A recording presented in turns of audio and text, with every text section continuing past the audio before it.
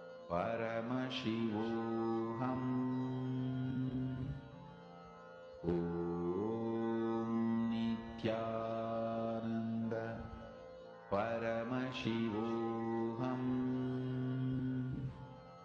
Om Nithyananda Paramashivoham Om Nithyananda Paramashivoham Om Nithyananda Paramashivoham. Yes, we can all relax now. Whatever you were able to see in the Atma Murti, as the revelations from Kalabhairava, you can share it now with your partner. Type it down, share it with your partner, and verify whatever you were able to scan the details through your third eye.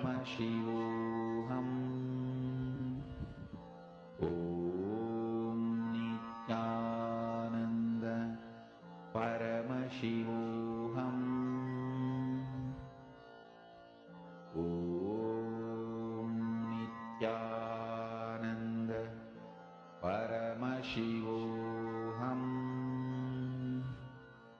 Om Nithyananda Paramashivoham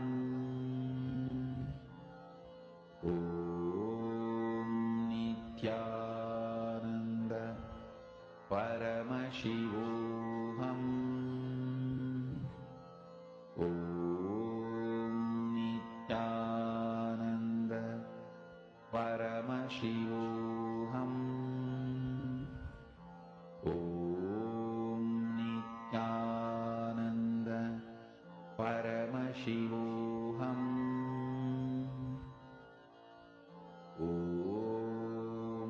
Nithyananda Paramashivoham Om Nithyananda Paramashivoham Om Nithyananda Paramashivoham Om Nithyananda Paramashivoham Om Nithyananda Paramashivoham Om Nithyananda Paramashivoham Om Nithyananda Paramashivoham Om Nithyananda Paramashivoham Om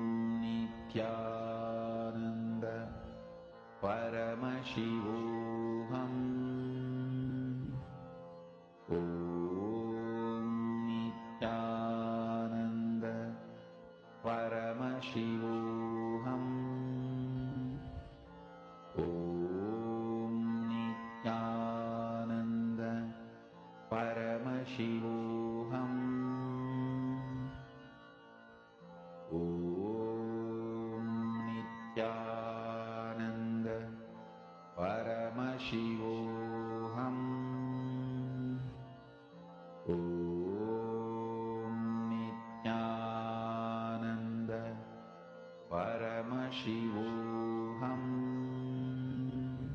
Yes, once we have finished verifying with our partner all the details that we were able to see with your third eye, you can always post how did the manifestation happen for you, what are the breakthroughs you had, and the various things that you were able to see on the Atma Murti of Swamiji.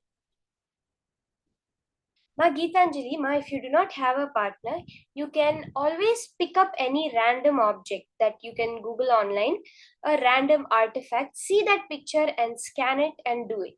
or else connect to someone who's there around you and do the power manifestation. In this next session, very beautifully, we're going to be understanding from Swamiji the science of Jiva Samadhi. This is a very, very high science of how your body can live even after you have left the body. This is the science of Jiva Samadhi. Let's now hear about it from Swamiji.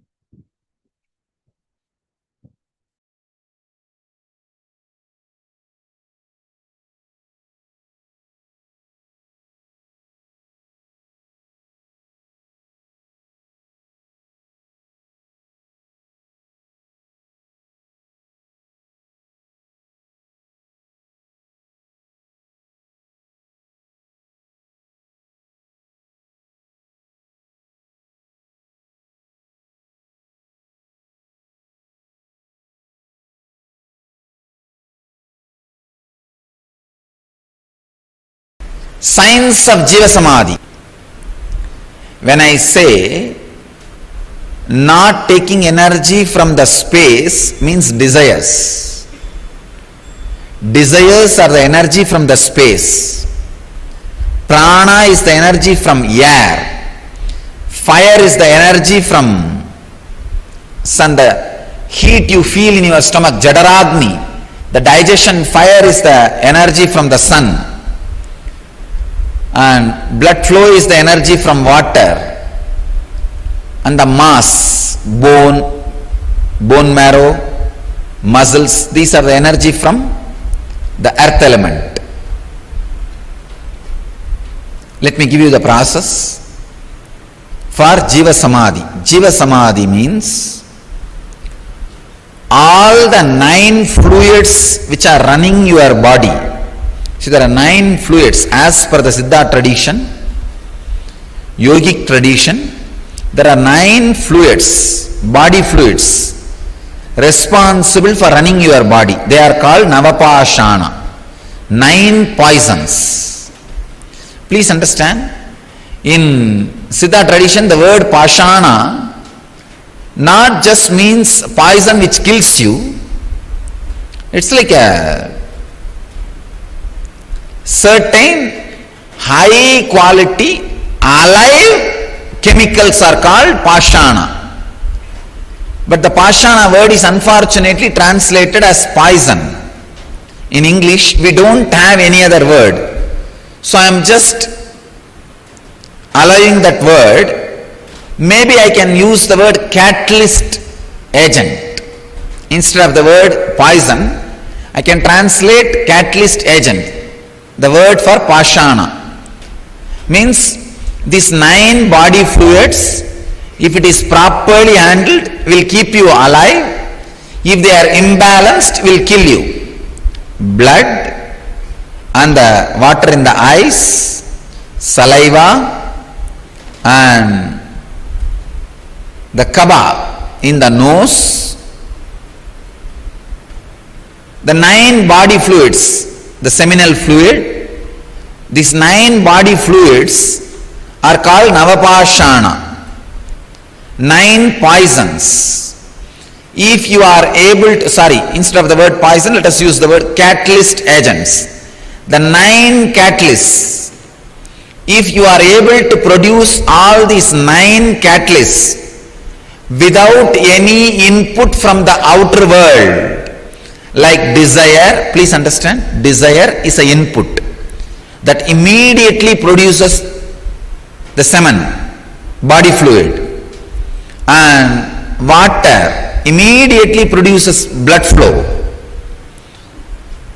Each input from the outer world immediately produces certain catalyst agent in your system. Without any input from outer world, if you can produce all these 9 catalyst agents in your body, you are a Siddha who can sit in Jiva Samadhi. Means your body can be buried, but you will be alive forever. Even without your body, you will be alive forever. Understand this science? Now let me continue on this samyama. So any catalyst agent of your body, if you are able to produce without any input from the outer world, please understand, then you are liberated from that sense. For example, a man whose seminal production or the egg production, in the women's body the egg production, or in the men's body seminal production, is independent of the desire, fantasy. He is liberated from the urge to reproduce, and his love becomes such pure, his love is not controlled by the hormones. If your love is controlled by the hormones, it will always be related to blood relationship. Understand? All blood relationships are hormone relationships, not blood relationships. We are using a polite word, blood relationship. It's hormonal relationship, which came from hormone. Whether you are your wife or the son or the daughter, or all the relationships happened because of the hormones. Then his love is beyond the hormonal relationships. Only he can radiate universal love.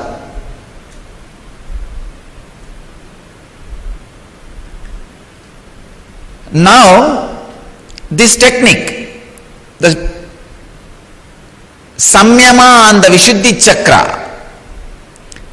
can liberate you from all the 9 catalyst agent production inputs. Please understand. For all the 9 catalyst agent production, whatever input you need from the outer world, you can be liberated from all that input. You can be liberated from all that input. Understand? That's the important thing. And you can go on be producing it so that your body is, I can say that you are alive. Like Raghavendra Swamigal of Vrindavan, a great yogi, he is still alive, sitting. Don't think he is dead. It is Jiva Samadhi. He is there alive. Still his beats roll. Please understand. If you go in the silent night times, put your ears on that Samadhi, you can very clearly listen the beats rolling and that sound of the Ramanama,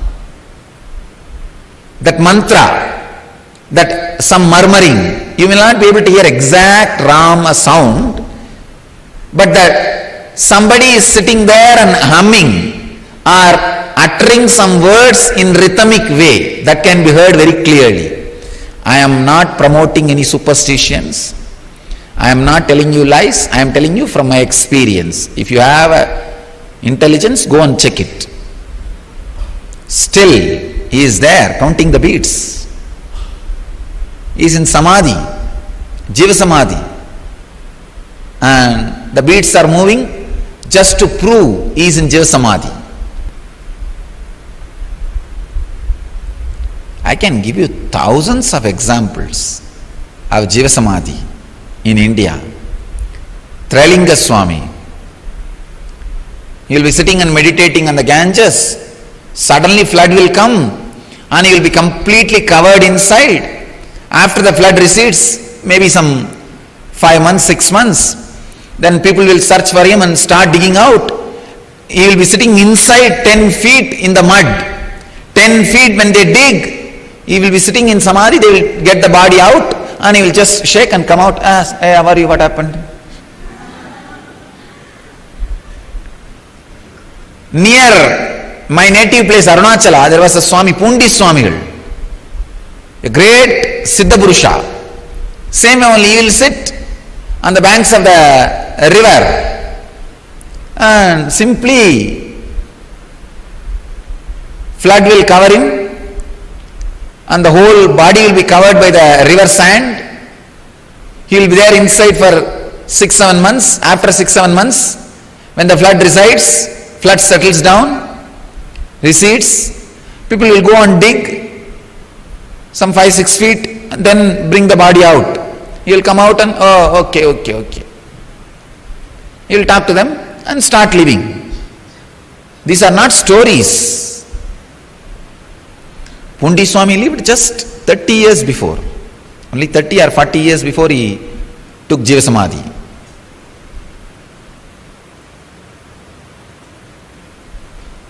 He is a next generation to Ramana Maharshi. Must be 30 to 50 years only. He would have had Jiva Samadhi. And Trailinga Swami, he also lived. He was seen by Ramakrishna had darshan of Trailinga Swami. Vivekananda had darshan of Trailinga Swami. Means 100 years before.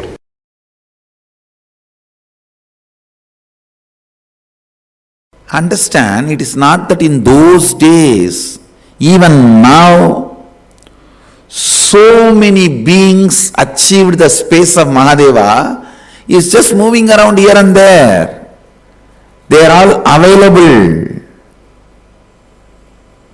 Kinaram Baba is one of the great Aghori, lived in Varanasi. His recorded biography goes to 440 years. Please understand. And another one, Trailinga Swami. His recorded biography goes to 370 years.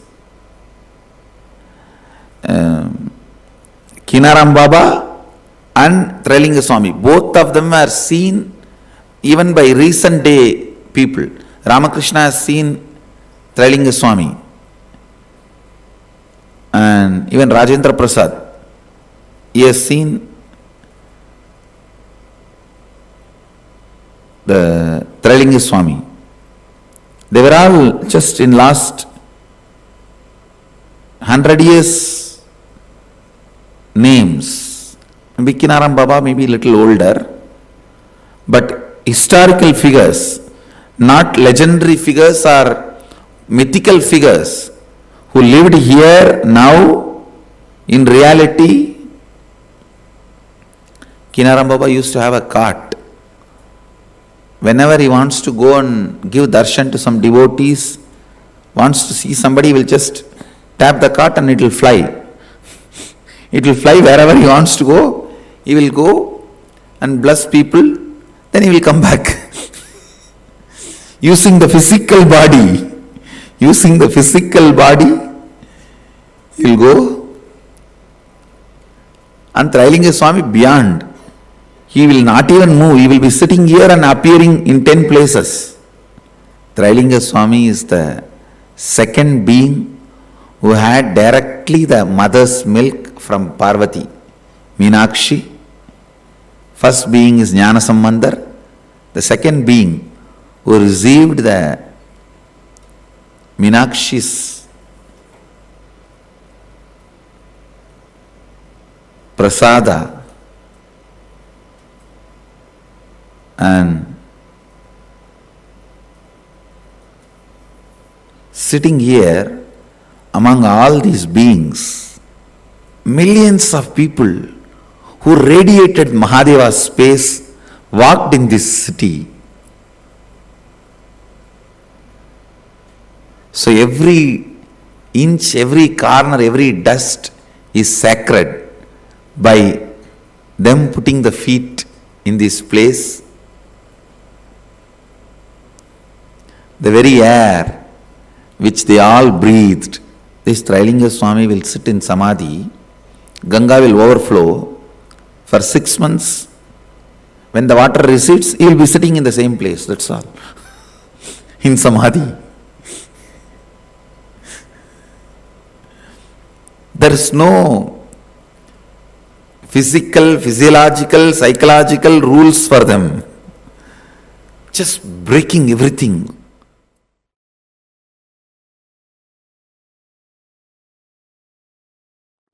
The Jagannath temple is the place where Krishna, Balarama, Subhadra's bodies physically is in Jiva Samadhi.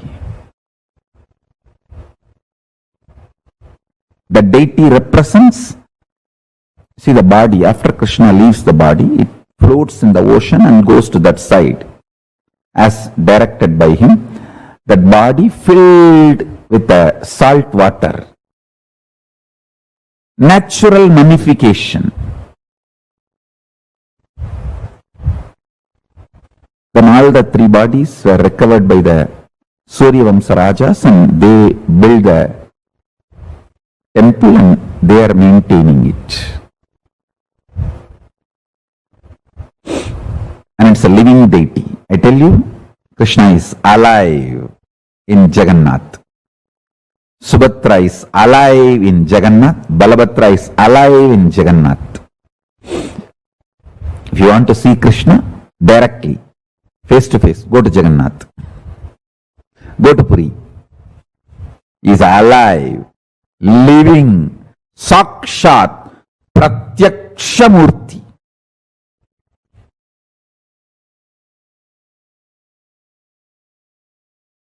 It's a science. Just like mummification in Egypt. That is a smaller level. It is a science which can take you up to Swargaloka. Only deification can take you to Kailasa. Because Hindus have mastered this science in a much grander and ultimate way. Deification is 1,000 times greater, powerful methodology than mummification.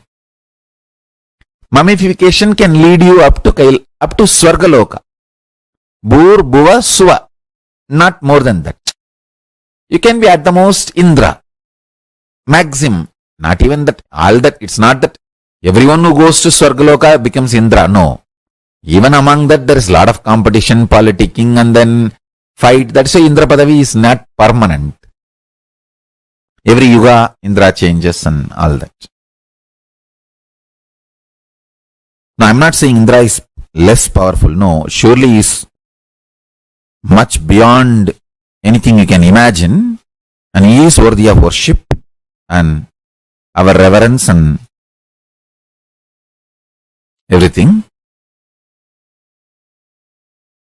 But deification takes you directly to Kailasa. It can take you up to Kailasa.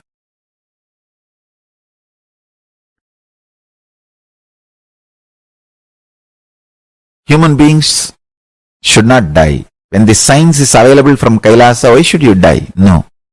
No death.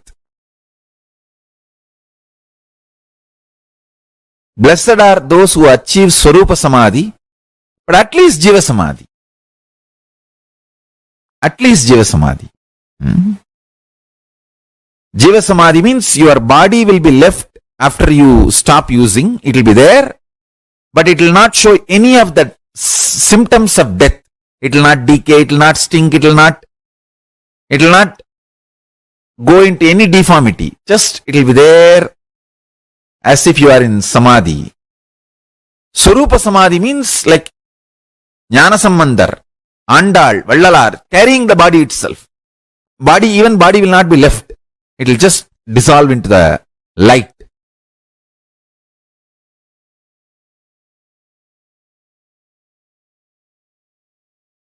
That is Swarupa Samadhi.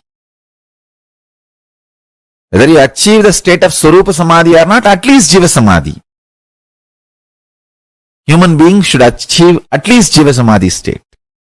Because the science is available to all of us.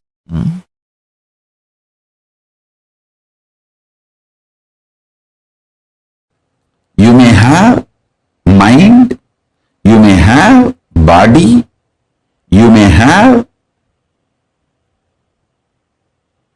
all the other things like a wealth, relationships, but you are consciousness.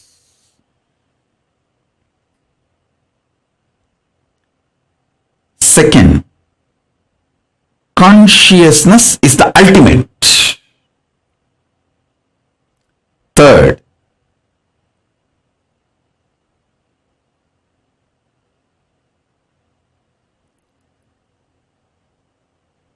declaring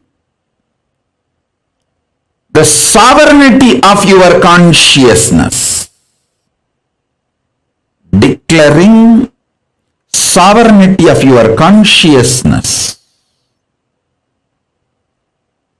Your consciousness is the supreme, most powerful, highest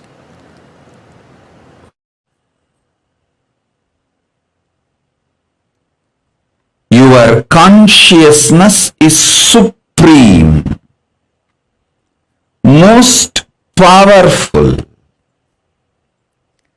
highest existence. Listen.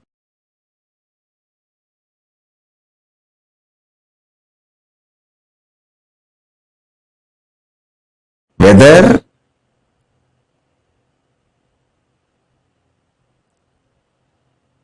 the yoga you are asked to do, stretching your body,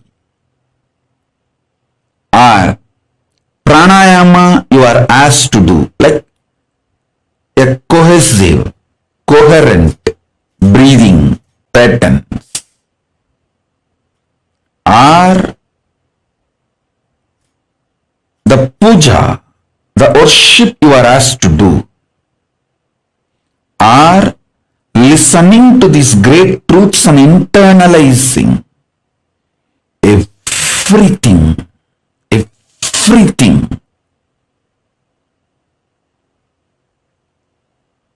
in Hinduism, everything is to make you express your conscious sovereignty, manifest your conscious sovereignty. Listen. From your conscious sovereignty, when you manifest your health, the health becomes eternal, permanent. From your conscious sovereignty, if you manifest economical independence, that becomes eternal, permanent and good to you and to the society, because a conscious sovereign being will never harm society and generate wealth. Understand? There are many people wealthy by grabbing, centralizing, redistributing, not by generating. The real wealth is always generation focused, generating focused, not just redistribution or grabbing. A conscious being will be wealthy by generating, not by grabbing or redistribution, being part of this redistribution loop. So understand, a conscious being, when he declares his conscious sovereignty and manifests health, it will be an absolute perfect health. He knows how long to live and he knows when to leave. I can give the example of Paramashivoham. Even after leaving the body, his body did not go through any symptoms of death, deterioration of death. My own guru, Swami, 3 days after death, his body was just fresh, alive. My guru Kukuma asked, Bhagavan, please do Padmasana, we have to keep you in Jaya Samadhi.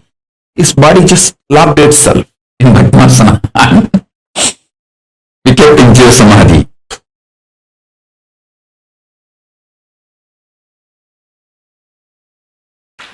All you need to do is just only one thing. Complete with all the incompletions related to life. Any decision you took against the life, dig out that situation, complete it and drop. That's all. Always decide for life.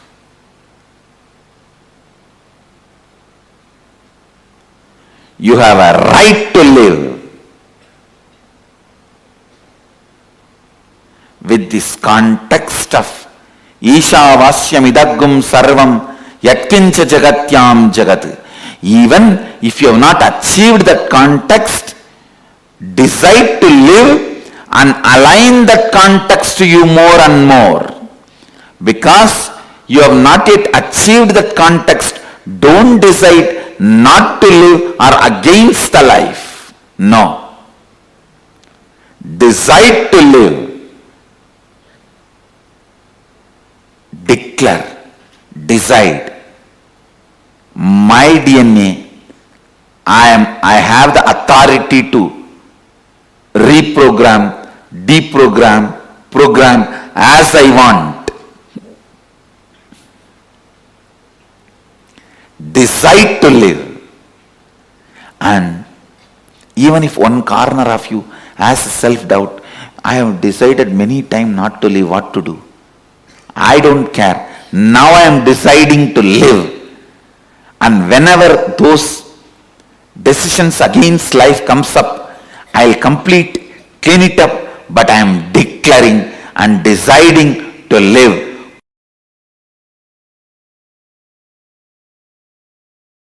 This is the bamboo stick for healers to heal others. This stick has a big story.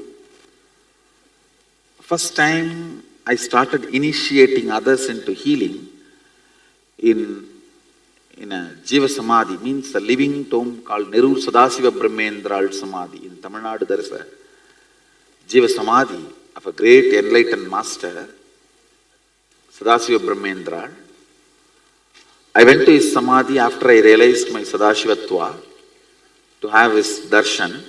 He himself appeared and gave the Dhruva grass and said, with this start initiating anybody, they will all be able to heal. He gave me that science and Dhruva grass.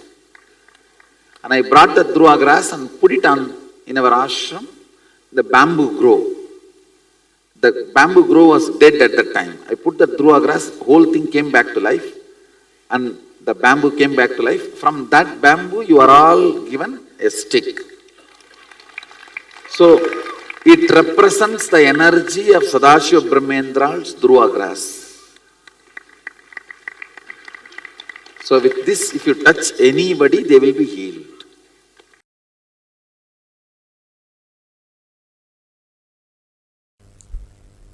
See, each kshetra, the temple, energy center, has some password. That's the right thing. Some password to access the energy installed in the kshetra. You see, each kshetra, each temple is an energy circuit, energy mandala created by some enlightened being. For example, the Parani is the energy circuit created by a great Siddha called Bohar.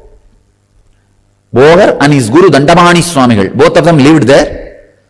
That's a kshetra created by Bohar, the energy circuit. And Tanjore temple, the energy circuit created by a Siddhar called Karuvurar. Tirupati, enlightened master called Konganavar. So each temple is energy circuit created by an enlightened master, and always near the Garbha Mandir of the temple that master's samadhi will be there, because there is an energy circuit. Even if you go to Tanjavur, just behind the temple, the Karuvura Samadhi will be there. In Parani, just near the Subramanya Sannidhi, the Bohar's tomb, the Samadhi will be there. You see, tomb is not a right word. Tomb is a place where the dead bodies are kept after mummified. But the Samadhi is the place where the body, which is no more required to do what they want, is kept. Understand? There is two big difference. Tomb is a place where the body is no more useful, is kept. Samadhi is the place where the body no more required is kept. No more useful is different and no more required is different. No more useful means dead. But no more required means whatever they want to do, they have done, and they can go on doing what they want to do without that body. That's what we call samadhi. All the great kshetras is great incarnations, avatara purushas, siddhas, energy field, the sacred energy mandala, energy circle, energy circuit created by them.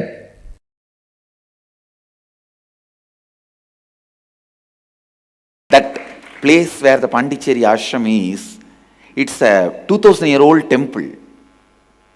It's a temple from Chola period. So the moment I started the Shivoham process, that original energizing done by Karuvurar woke up. That very energy field woke up, because energy field cannot be killed even if the deity is removed and the temple is removed. The energy field continues to exist as long as the Garbha is there, which is planted usually around some 40 to 50 feet down below the ground.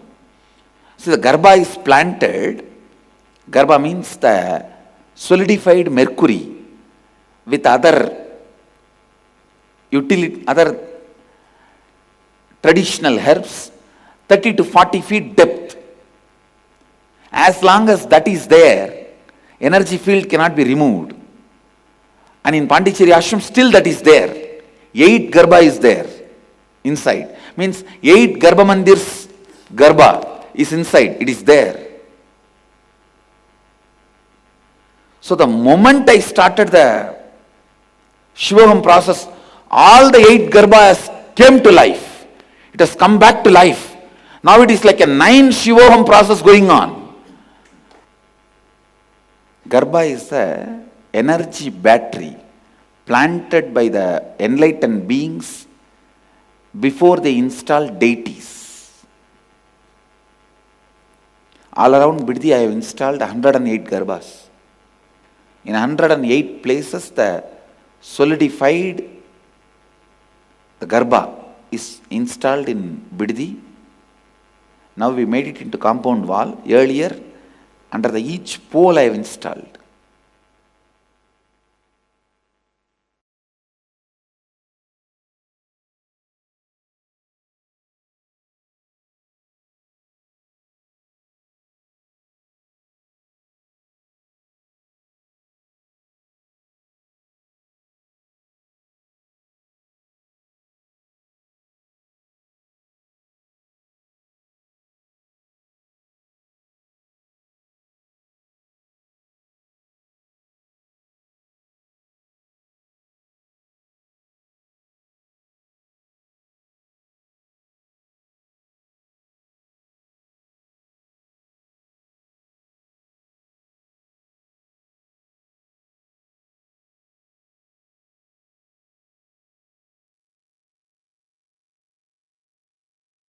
The science of Jiva Samadhi.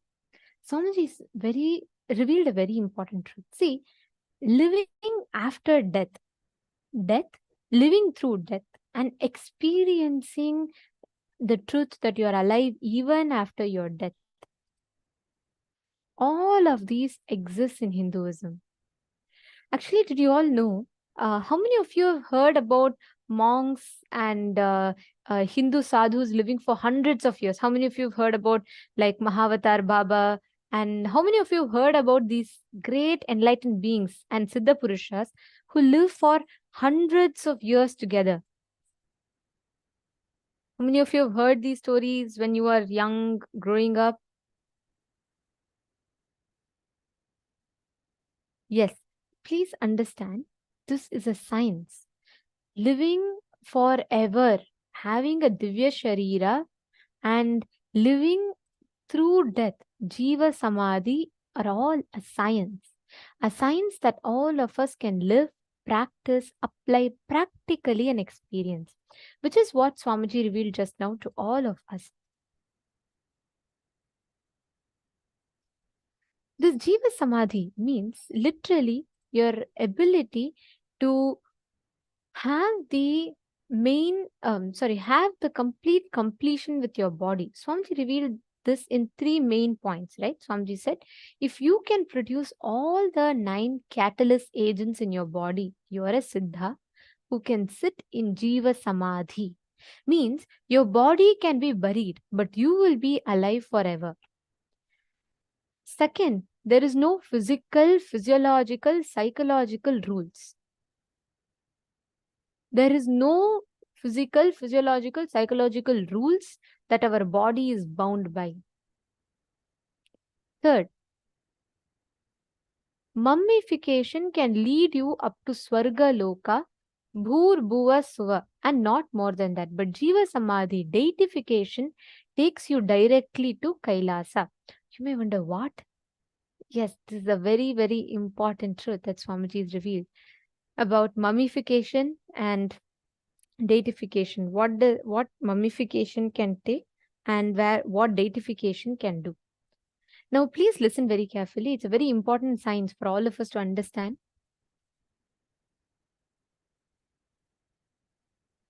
Every one of us would have heard about the mummification process, right? We all know in Egypt how they mummify the bodies and how they take the bodies, like pack the bodies right after the death also, so that the bodies live forever, right? So this process of mummification, I am so it's such an amazing fact that Swamiji has revealed. How you can live, you can go up to Swarga Loka. Bhuloka, we have basically 7 planes up, right? So it's Bhur, Bhuva, Suvar, Maha, Chana Loka. Like that, each Loka is in each of these levels. Now, with mummification, you can go up to Swarga Loka. With deification, you can go up to Kailasa itself.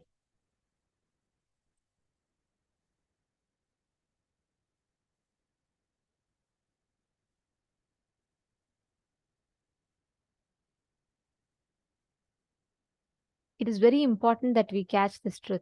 Actually, if we just understand this, how we can live after after even we die. This science is unique only to Hinduism.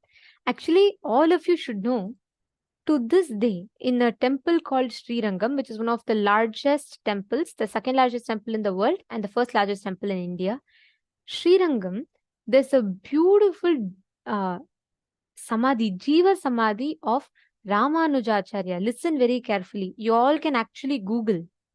Have any one of you visited Sri Ramanujacharya Samadhi?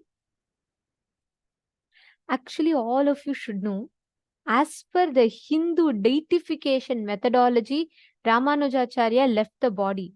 Do you all know, to this day, his hair, body, nail, everything is preserved. He lived around 500 to 600 years back. He lived like hundreds of years back. To this day, in Sri Rangam temple, you will see Ramanujacharya sitting. Nothing. It is just his body. Turmeric and haritaki are applied over his body. And certain sacred herbs. All of them are applied over his body for 600 years. It has been preserved. To this day, it has been preserved. And to this day, you can actually see him sitting. The body will be, he'll have his eyes closed, his hands folded, he'll be meditating. Actually, we can show you the picture of Sri Ramanujacharya and Sri Rangam.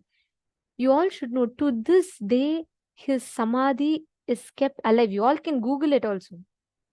Swamiji tells very beautifully that he's an example of how enlightened masters leave the body. Please understand, physically his body itself is kept in the temple and just put with the turmeric, haritaki, everything, and his body is preserved. Many of you have put, you have been to that place. Amsakala has posted. Wonderful. So please understand, Hindus have mastered the science. You all can actually see here.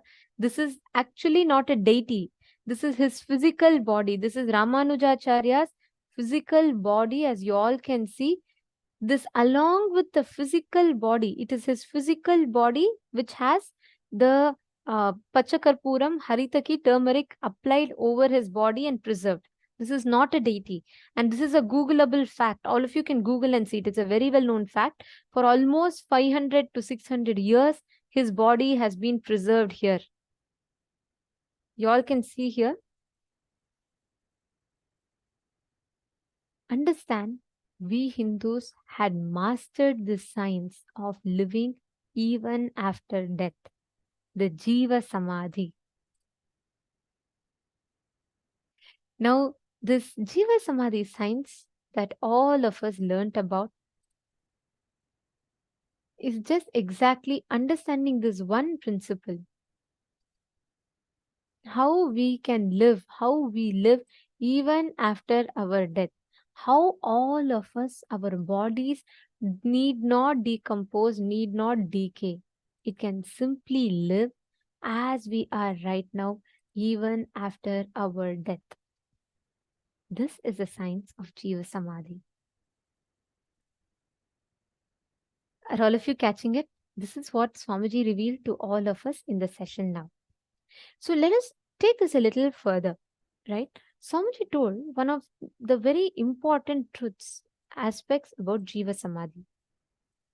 Swamiji said that when you realize, or if your body can produce all the 9 catalyst agents, the Navarasas, all the 9 different fluids of the body, all like saliva, mucus, the 9 fluids, tears that the body produces, when you realize you are you have the ability to continuously produce and it's all under your control, that means you have the ability to be in Jiva Samadhi. The science of Jiva Samadhi, living without food, water, air or fire and space energy, without all the 5 energies, the Panchabhutas, living purely on the inner space and producing all the energies from the inner space, keeping yourself alive. Understand, not taking energy from the space means desires. Basically, what did Swamiji tell? Swamiji told that desires are energy from the space. Prana is energy from the air. Fire is energy from the sun, the heat you feel in your stomach. The Jataragni, the digestion fire, is also the energy from the sun. Blood flow is the energy from water. The mass, bone, bone marrow, muscles, these are all the energy from the earth element. These are the 5 things how we are mapped. Understand? All your desires are from the space element. All the prana, the life energy is from the air element. All the digestion, the heat in your body is from sun. All the blood flow is from water. All the mass is from the earth element. Now, the Swamiji tells different techniques, right? The Samyama on Vishuddhi Chakra can lead you, liberate you from all the 9 catalyst agent, and enjoying your 2 eyes. Start enjoying through your 2 eyes what is enjoyed by your 3rd eye. Whatever your 3rd eye sees, you enjoy through your 2 eyes. And third most important thing for Jiva Samadhi is always decide for life. You have a right to live. Decide to live. Declare and decide. My DNA, I have the authority to reprogram, deprogram, program as I want. Listen very carefully. This making decisions for life is very important. And that is the first step towards manifesting Jiva Samadhi.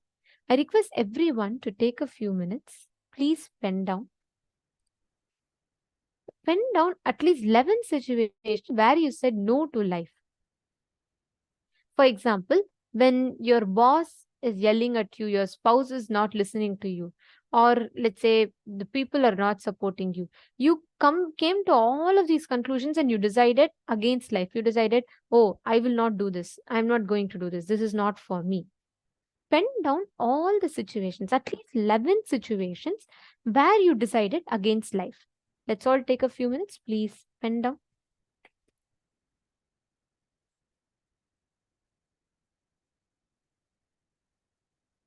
Please write down.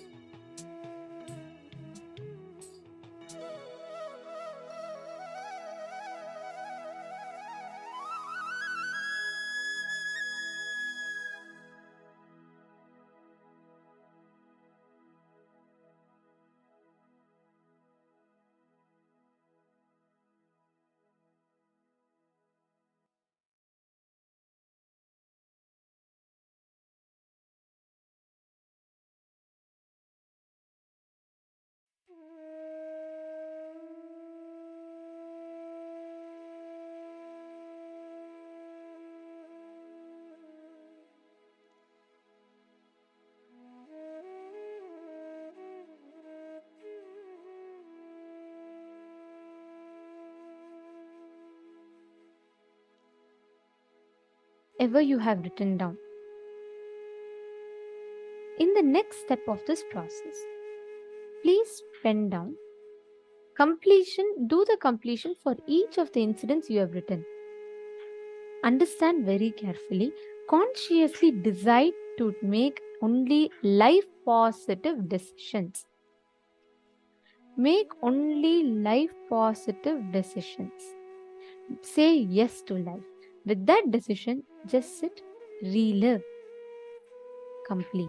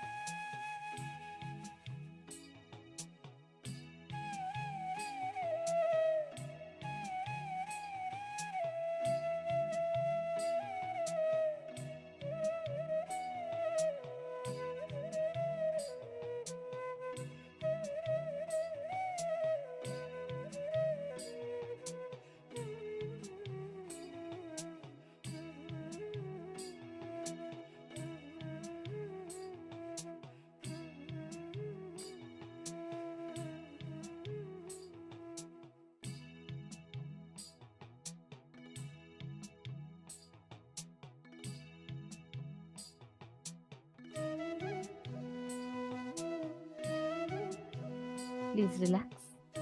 Yes. Now, let us all enter into the power manifestation session.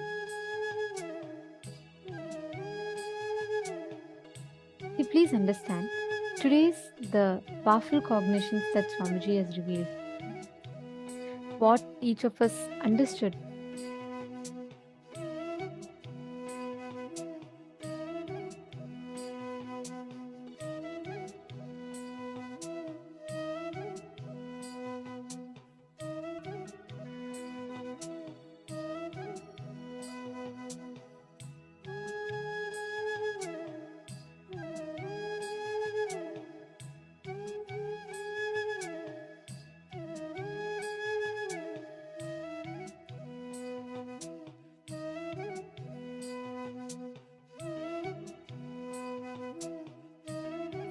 So now, all of us have been manifesting the power of Akashic readings. See, please understand, today with the initiation to go beyond death, with the initiation with the death process, all of us are going to be able to manifest the power of seeing the past, present, and future. Can I request every one of you, all the participants, whoever have kept your Atmamurti in front of you and are ready, can I request every one of you to please put yes in the chat? If you all have the Atmamurti in front of you and you're ready for the power manifestation. And always when you're sitting for power manifestation, please wear kumkum. Ma Karen Headley, yesterday you were wearing nice kumkum and bhasman sitting. Can you also apply some kumkum? Ma? Always for power manifestation, the kumkum helps enhance your manifestation experience. Nithyanandam, Dana Caesar, Prithvi Prasad, Sumati, Purnima, Malili Sion. Come on, every one of you, please come on camera. Can I request all the participants to please come on the camera? Please remain in the camera throughout the day, and the digital security team will be having to move you all into the waiting room. If the participants are not in camera, they will be moved into the waiting room. So we kindly request all the participants to please come on the camera. Any participant that is not in the camera, we will be moving you all, we will have to be moving you all into the waiting room. So we request all the participants to please make sure you're continuously in the camera. Let's make sure we follow KAILASA's digital security policy. Please be in the camera and make sure you're not missing the sessions. Of course, you can go for washroom breaks or, having food. But for all the sessions, please make sure that you're on camera. Okay. So listen very carefully. You are going to be able to see all the answers to the questions on the deity itself. Like for example, like if Swamiji's form is here, right?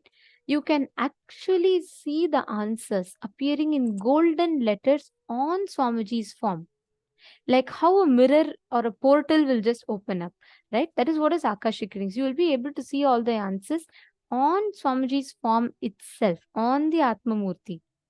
Just make sure you have applied Jnananjana, Kumkum, Aushada, anything on your third eye, and just look at Swamiji. And understand, Akashic readings, you will always see it in golden letters. You have to wait till the Atmamurti will show it to you in golden letters. Catching it? Are all of you understanding? Okay, so let us all enter into the power manifestation.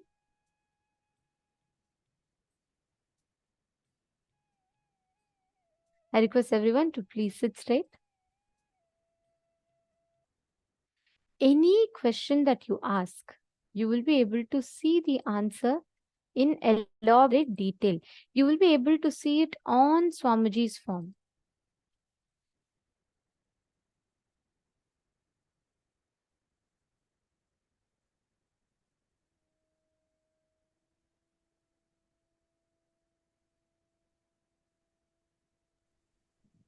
As Ma Nityanandita just described, very clearly, when you do the Akashic readings, there will be no doubt about what you're seeing.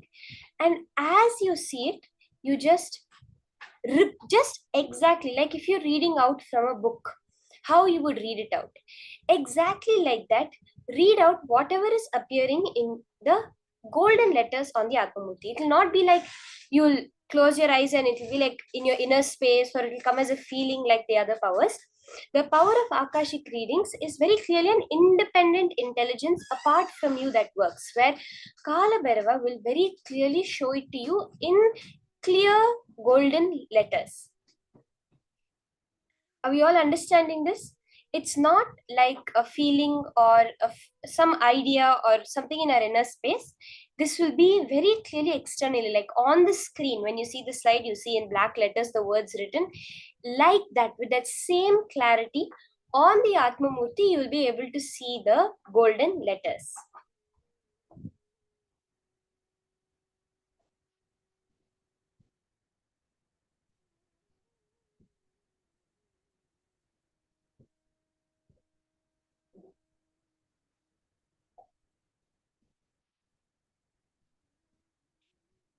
So while we get ready, you can set up with the Atmamurti in front of you. Please ensure you have the photo of Swamiji, because these golden letters will appear on the photo of Swamiji, on the Atmamurti of Swamiji. So keep the Atmamurti with you ready, and you can connect to a partner. You can see. Let me explain to you Akashic readings very clearly. Any information in the cosmos will be available to you from the past, present, or future. Something that has happened a long time ago. Whether it is about some incident when you were a child, you went to someone's party, your first birthday party, or sometime in the future. What's going to happen on this day, 1 year from now? All of this will be revealed to you through this power of Akashic readings. When we start off, we will start off with small things like identifying a date, identifying an object. But when you reach the peak of the whole power manifestation of Akashic readings, any past, present, or future will be revealed to you. Actually, there's a very beautiful incident in the life of Bhagavan Sri Rama, which is very little known to people. I'm just telling you to understand what is this power of Akashic reading exactly. So we all have heard of Valmiki Ramayana. So if you have any background introduction to Hinduism or anything, you would have heard of the Valmiki Ramayana. If you actually read it, the chapter about Rama's childhood is very brief. It has not much description of Bhagavan Sri Rama's Gurukul life and the time when he studied and all. But there's another scripture which is written by Valmiki himself called the Yoga Vasishtham, which describes in detail about Rama's childhood. So the teachings of Rama's guru, Vasishtha, to him is recorded as the Yoga Vasishtham by the same person who wrote the Valmiki Ramayana, by Maharishi Valmiki.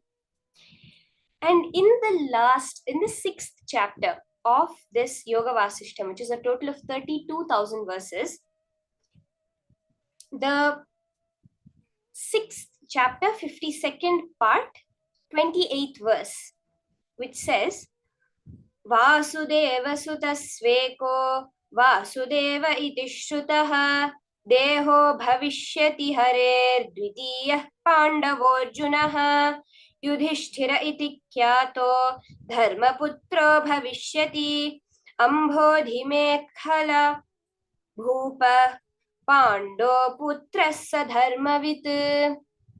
See, this is a verse from the Yoga Vasishtham. These are 2 verses from the Yoga Vasishtham, which is during the time of Rama. Now, what these verses are saying is so interesting because they're describing an incident which is to happen 1 yuga in the future, during the life of Sri Krishna. Bhagavan Vasishta is telling Rama that in the future, Mahavishnu, Hari, will take 2 incarnations, the Nara Narayana incarnations, one as Vasudeva Krishna, the son of Vasudeva, and as Arjuna, the son of Pandu. And he goes on to say, in the future, this same Pandu will have an elder son, Yudhishthira, who will be a knower of Dharma and who will rule the entire earth. In the whole last part of the 6th chapter, Vasishtha, 1 yuga in advance, is explaining to Rama the whole Mahabharata, how there'll be a fight between the cousin brothers, and he even summarizes the whole Bhagavad Gita. And he tells Rama that in the future, when you are Vishnu's incarnation, in the future when you reincarnate as Krishna, you will have to give all these teachings to Arjuna when he is in depression, to get him out of that depressed state. All the teachings I have given you just now, the whole 6 chapters of the Yoga Vasishtham, is what you will teach as Bhagavad Gita to Arjuna one yuga later. This is what is Akashic readings, where you can just know what is going to happen in the future. How many of you have even heard of this? I had literally never heard of this incident that had happened, where Vasishtha is telling Rama about the incarnation of the whole Mahabharata that's going to happen, and very clearly with names, with the ages, and how the fight, the whole war that is going to happen, and how Arjuna is going to be in a depressed mindset, and Rama will have to, as Krishna, give these teachings to Arjuna.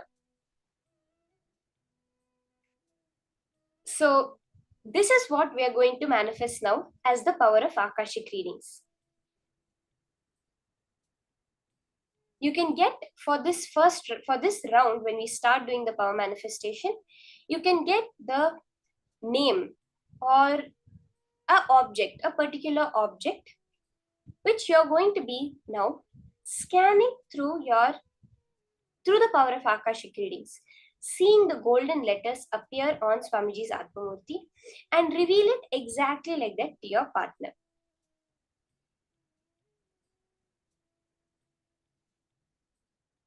Let's start the manifestation. Chant the Mahavakya, sit straight, and very clearly see on the Atmamurti how the golden letters that you are supposed to now just read out to your partner and reveal to them.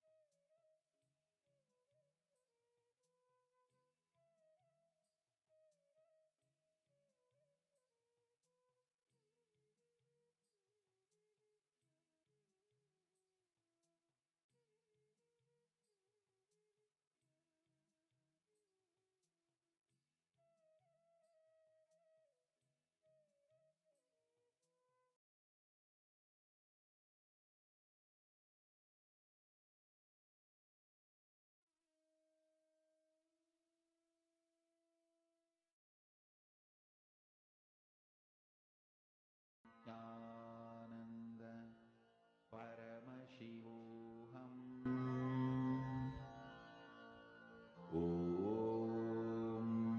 Nithyananda Paramashivoham Nithyananda Paramashivoham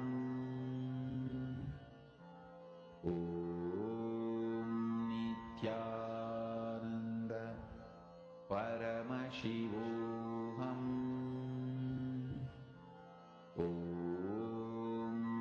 Nithyananda Paramashivoham Nithyananda Paramashivoham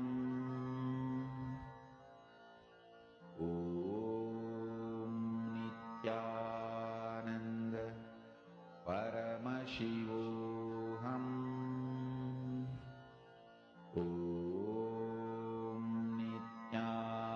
Nithyananda Paramashivoham